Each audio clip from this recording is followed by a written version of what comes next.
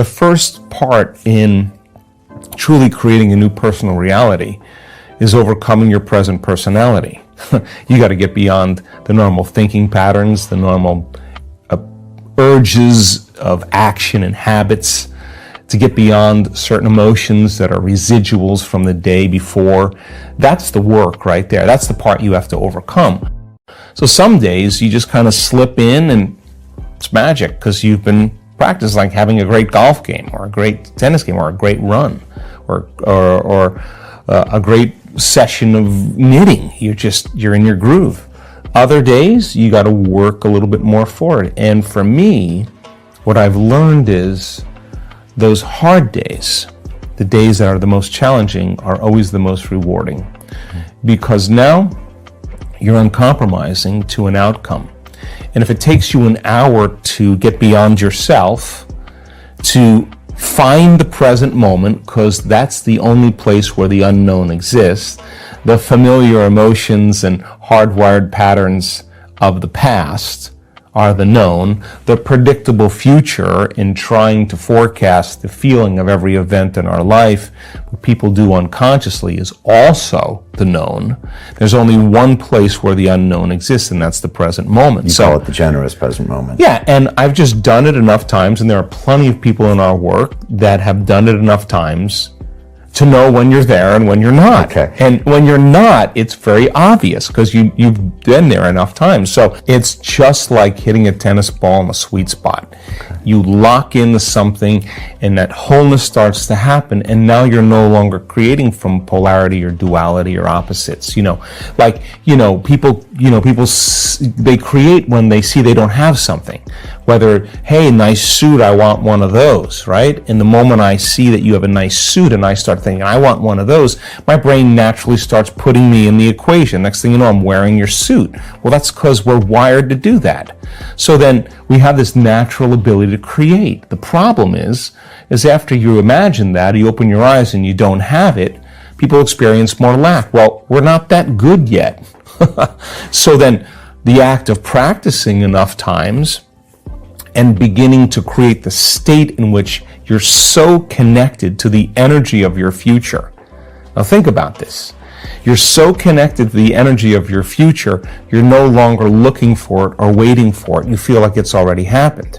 The moment you get upset in traffic, the moment you start judging a coworker, you just disconnected from the energy of your future, and now you're back to the energy of your past. Now, if you tell me it was that person that did it to you, I'd say to you, oh, you're back to the unconscious program of being a victim again. So then the person then goes, oh, when did I fall from, that state? When did I lose it? Oh, it happened at 3 o'clock today.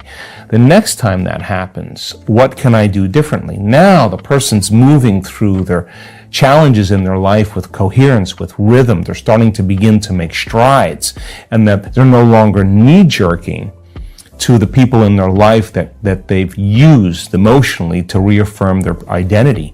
Now, this is the work because you look around to see if anybody's doing it, and you don't see anybody else doing it. It's kind of this kind of lonely moment where you're realizing that I'm the only one doing this. That's that kind of moment that you realize that nobody understands you but you, right? And you can't even ask your friends for their opinion because they're going to give you their opinion based on their own experiences. And it's that kind of moment where you have to draw in all your resources and begin to make up your mind. And I've interviewed hundreds and hundreds of people that have healed themselves from all kinds of health conditions. And one of the most important elements that I see over and over again is when the person said, I just got to this point in my life where I made up my mind. And they made a decision with such firm intention that the amplitude of that decision carried a level of energy that was greater than the hardwired programs in their brain and the emotional conditioning in their body to the past. And their body responded to their mind in that instant. And the stronger the emotion or the stronger the intensity of that energy, the stronger they felt that energy, they came out of the resting state, the more they paid attention to the choice they were making. Right. We had a woman on the stage in our event just recently, 78-year-old woman, very serious car accident, in a wheelchair, couldn't walk, couldn't speak, made up her mind. Like, this is it. I am here to change. It wasn't like 50% in, I hope this works. She was like, I made up my mind. And the decision became a moment in time that she never forgot. She will say to you, I know the moment I made up my mind. I know the moment I decided to change. That, think about it, that is the moment she moved her brain and body from the past present reality into a future present reality. What do I mean by that? People wake up in the morning and they don't feel anything, and all of a sudden their brain is a record of the past. They start thinking about all their problems, and those problems are memories of certain people and objects and things at certain times and places.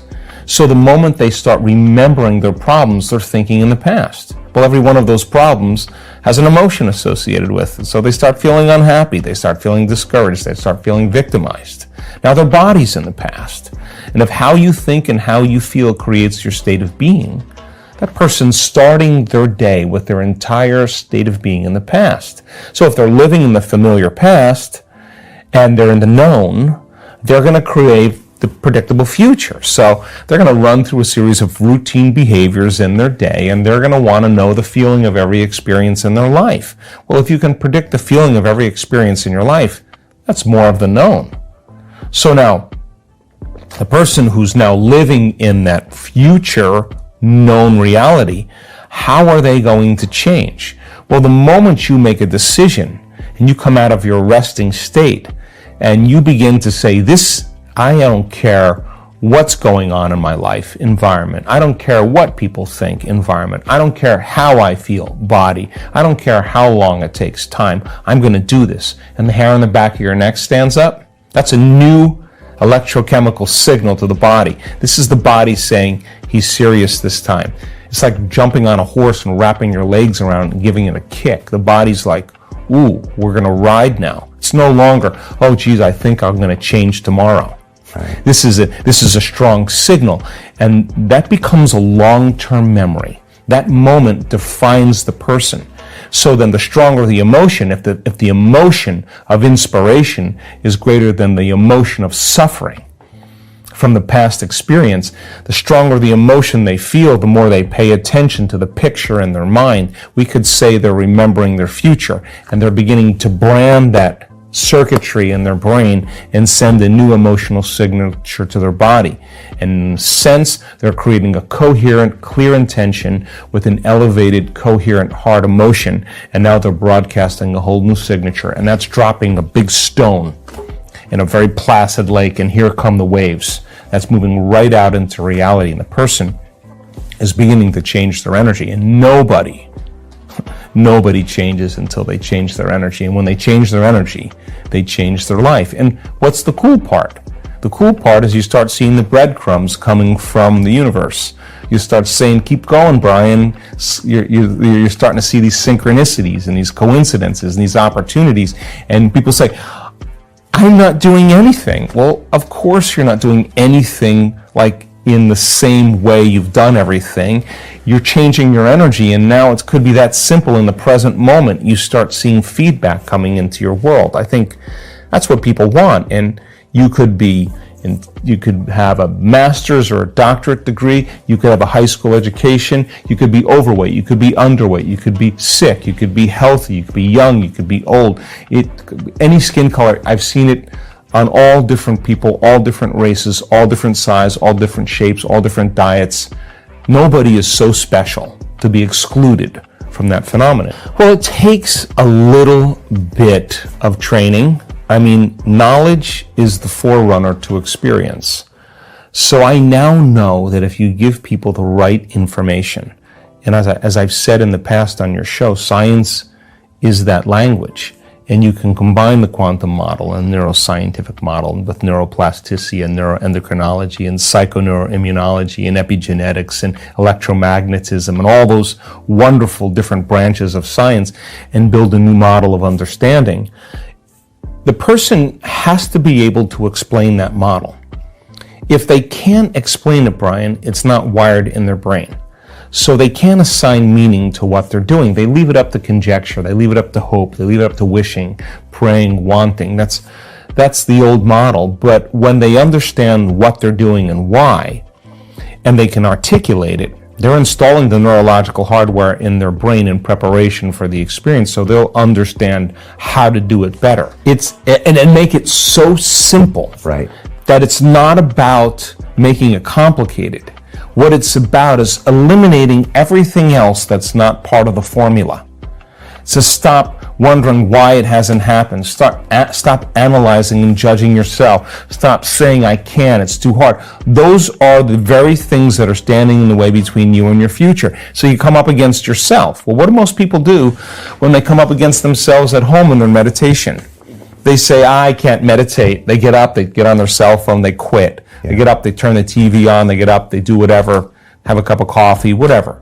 They haven't gone past that point because they don't understand that they should. So then when you begin to create a model of understanding and the person can explain it, they're wiring it in their brain.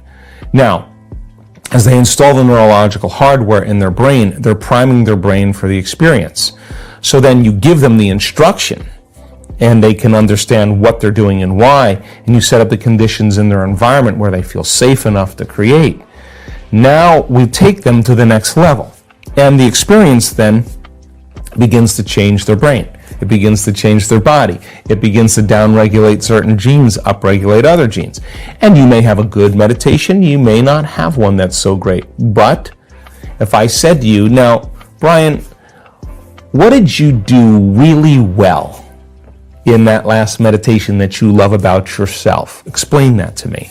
And you can articulate what you did really well.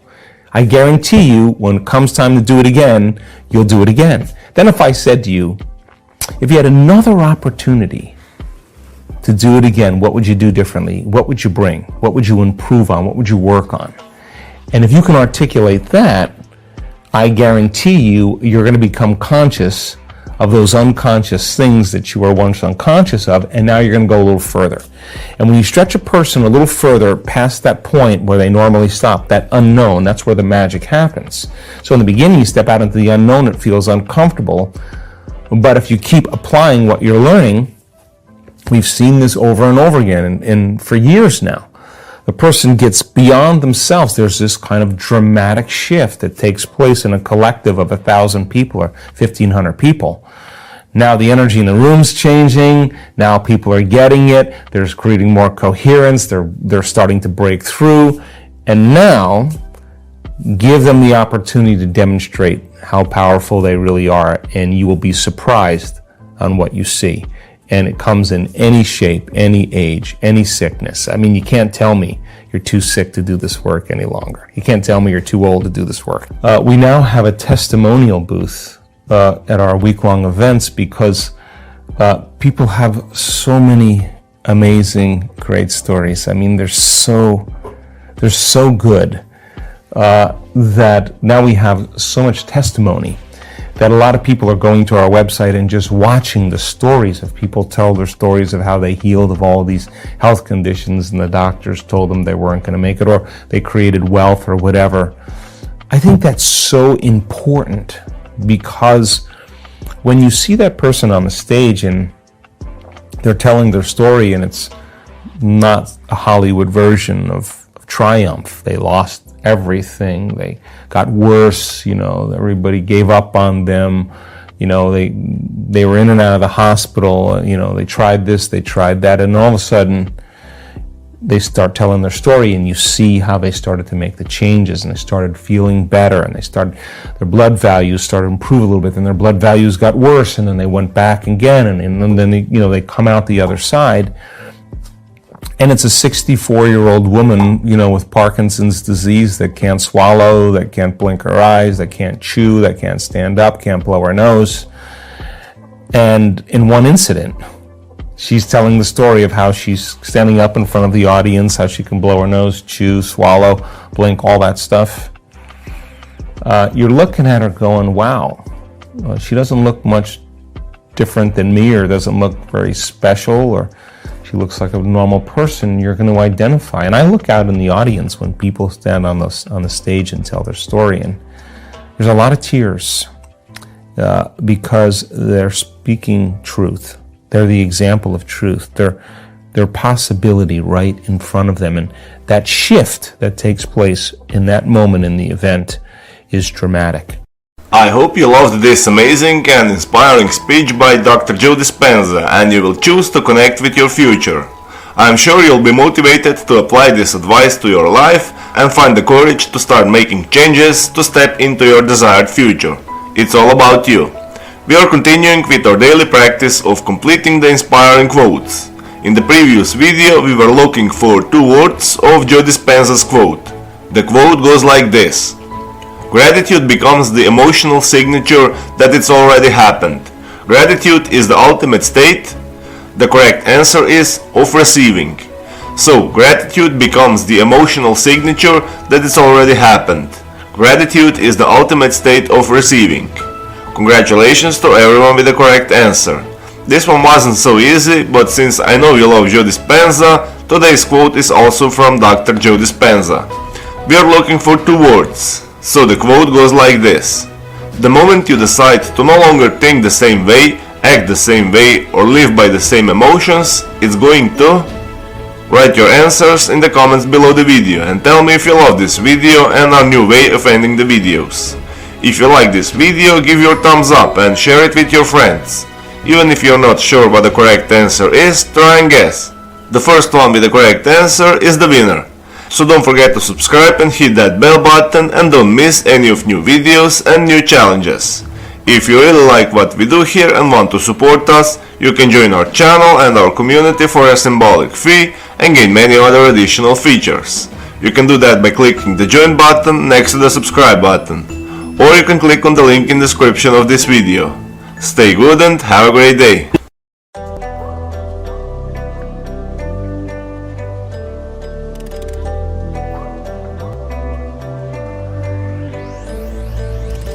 I walk around the streets, everybody smiling. Sun shining bright, so better to be hiding. But you're surrounded, don't forget about it. Long days, loud nights, it's summer. I walk around the streets, everybody smiling. Sun shining bright, so better to be hiding. But you're surrounded, don't forget about it. Long days, loud nights, it's summer.